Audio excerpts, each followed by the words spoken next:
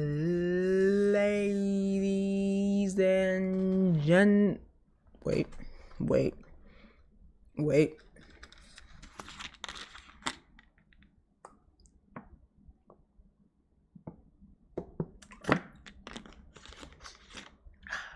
Ladies and gentlemen, I just drink that. Boys and girls, welcome back to another video, another WWE video. Like I said, 2025 is gonna be huge. There are so many things we can talk about. There's so many things we can deep dive in. We're gonna have a series called Deep Dive, and we're just gonna be talking about WWE. One video that I was going to make last year, but I'm like, no, I'm gonna wait until this year because it's better. And I feel like after this whole Netflix deal that WWE has, I think WWE can be great again. But we're gonna talk about storylines on every single brand. That means NXT, Raw, SmackDown, the women's division on NXT, the women's division on Raw, the women's division on SmackDown, the women's division, the men's division on all three brands. We're gonna be talking about that in this freaking video. So guys, buckle up, cause it's gonna be a hell of a video. Drop a like, subscribe, and let's get freaking started.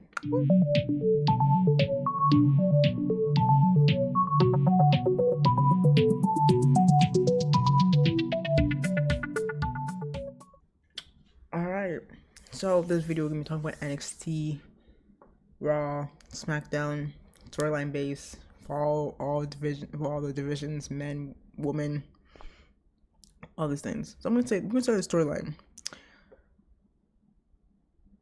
Women's storyline, Raw, SmackDown.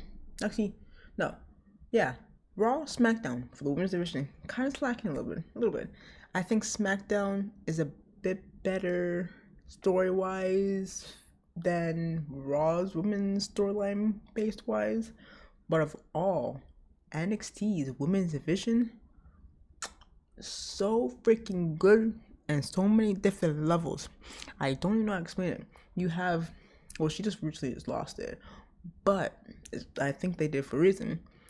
Is having Roxanne Perez, that protege, dominate the NXT division and carry that NXT title for I don't know how long, but she held it for a very long ass time.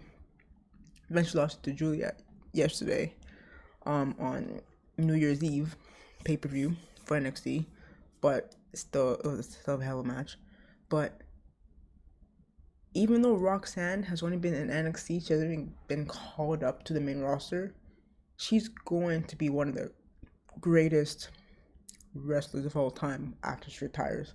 Right now, she is, alright, I will say right now, she's already solidified as one of the greatest in NXT. Hands freaking down, she's already one of the greatest right now of all freaking time. That's how you know how good she is. Like, I made a video, what's next from Roxanne. I said she's gonna go up to the main roster. She can go against to a Charlotte Flair. She's like, oh, you call yourself the queen? I'm the queenest of all. She can, her heel character is so good, and she's going to make the women, where she goes, SmackDown or Raw, scared. They have to be scared because this version of Roxanne Perez is gonna be great. She's gonna be a star, and like even if she leaves NXT and goes to Raw or SmackDown, NXT Women's Division is still scary. We have a Zarya, we have a Jada Parker, we have a Lola Vice, we have a Sol Ruka, we have Stephanie Valkyrie, we have Julia, we have Kalani Jordan, we have the figure I call them, Fatal Influence, we have Metaphor. Like, we have so many women. We have the Core Jade. We have so many women that can make NXT good. Like, they don't need a Roxanne anymore. They have their next big star, which is Julia, which is Zarya, which is like, there's so many next big stars for NXT for the women's division, and it's going to be so good for them this year. 100%. Like, they're already growing already. Like, they already have this whole story between, I think it's Fallon. Fallon has NXT Women's. Fallon's the Women's NXT North American Championship. Stephanie Valkyrie just became the number one contender, but now Shotzi's like, hey, I pinned the North American champion. I should be getting a title shot. Now we're gonna have Stephanie Valkyrie and freaking Shotzi next week on NXT for the number one contender shot for Fallon's freaking title. And then Julia's next opponent, we don't know. It can be Zarya. It can be Cora. It can be Soruka. It can be anybody. And that match will still freaking cook. No matter what. There's so many people. There's so many people. So many people.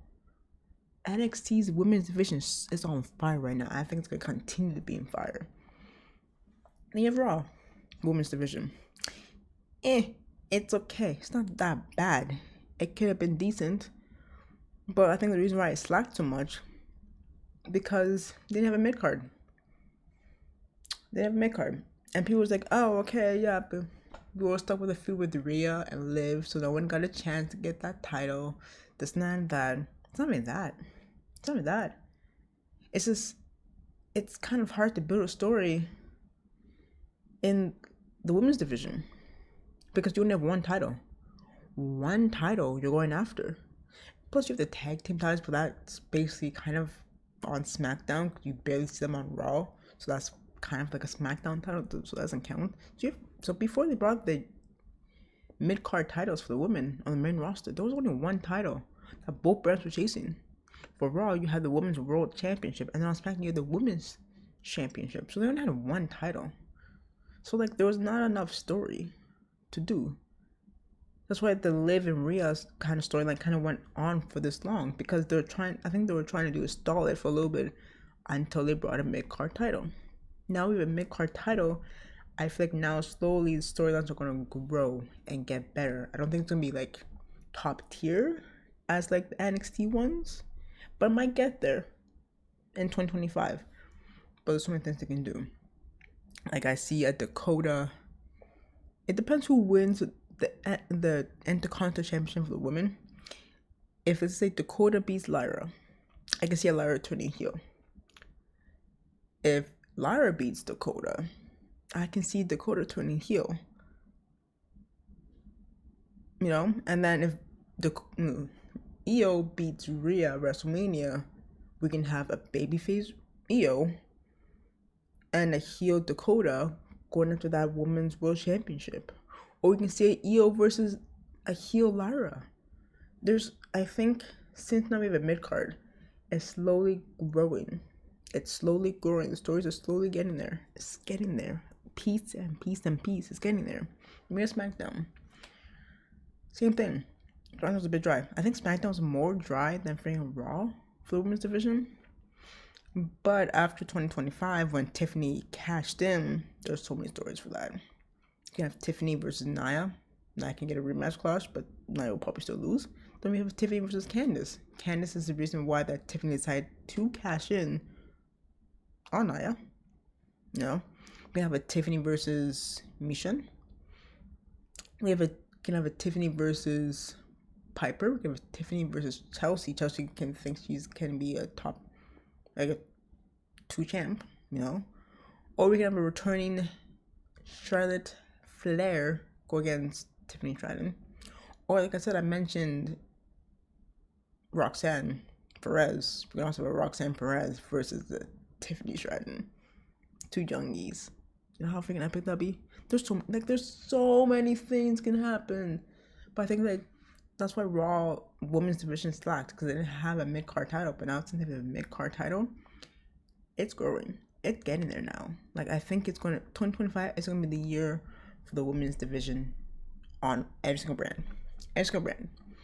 Now for the men's, both Raw and SmackDown, the storyline's good. I think by far SmackDown's a better story for men, because they have the Bloodline story. Not only the Bloodline story, they also have the Cody Rhodes and Kevin Owens storyline, which is a little mix of Randy Orton a little bit. So that's good. Raw is getting there, because we have two major freaking stories, possibly three. So the first one, we have Drew McIntyre going after Jey Uso, Sami Zayn, and pretty much the whole bloodline will probably be changing, bringing to Raw, most likely. And then we have Seth Rollins potentially turning heel after losing against CM Punk. We have CM Punk potentially now going after either Gunther or Cody Rhodes when he wins the Royal Rumble. We have that favor that CM Punk offered to Paul Heyman that we don't know what it is yet. We'll probably find out soon in 2025. We don't know. We also have the crumble of the Judgment Day. I'm not talking about Liv and Dom. I'm not talking about that. We're talking about Finn. Finn is slowly crumbling. I can see that Finn leaving and doing his own separate thing. But not only that, we also have this beautiful storyline of the New Day that's like slowly growing. We have new wrestlers coming in, like Penta coming in, potentially gonna face against Chad Gable. There's for the Raw's division, for Raw and SmackDown's storyline for the men's is good. They just need to build the women's, but like I said, the mid card was the reason why. But now since the mid card have the women, I think the women's division for both brands, for Raw and SmackDown, is gonna grow. The one thing I'm worried about is NXT's men's division. It's not there is talent, but there's not enough story to tell. We have Open Femi just beat Trick Williams, which was I shocked? I was. Was I know it's gonna happen? Most likely. Open Femi's just, it's weird not seeing Open Femi without a title. It's weird. Like when he lost the North American Championship against Tony D'Angelo, which I was not expecting that at all. The Dawn, I was not expecting that. I knew he's gonna go after the NXT Championship. Then he was gonna win that quick, but then again, I'm like, it's Open Femi. I see it happening. But there's not a lot of men can make it good. I don't know. Like, I'm trying to think who can dethrone Oba. I think Oba's gonna hold that title for a year. And this is because I don't see a Eddie Thorpe. I don't see an Ethan Page. I don't see a Javon Evans. I don't see a Wesley.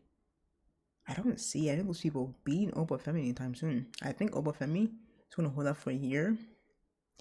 And they're gonna probably bring somebody from a signing, like a free agent. And first, probably gonna dethrone Oba, but I think Oba's gonna keep that title. But like the men's division for NXT is kind of dry. Like the only big storyline they had was the Trick Williams when Trick Williams was the champion.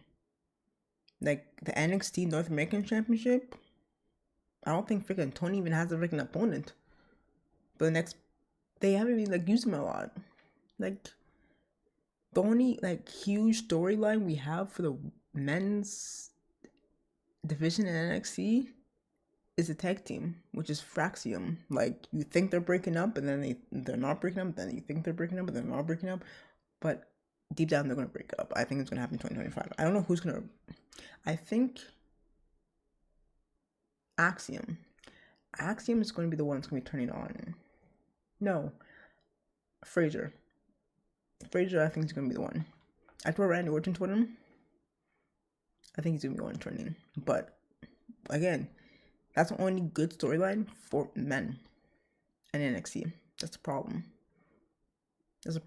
So like when people say, "Oh, Triple H's booking is so bad," and then Shawn Michaels' division is bad, it's the same thing, just vice versa.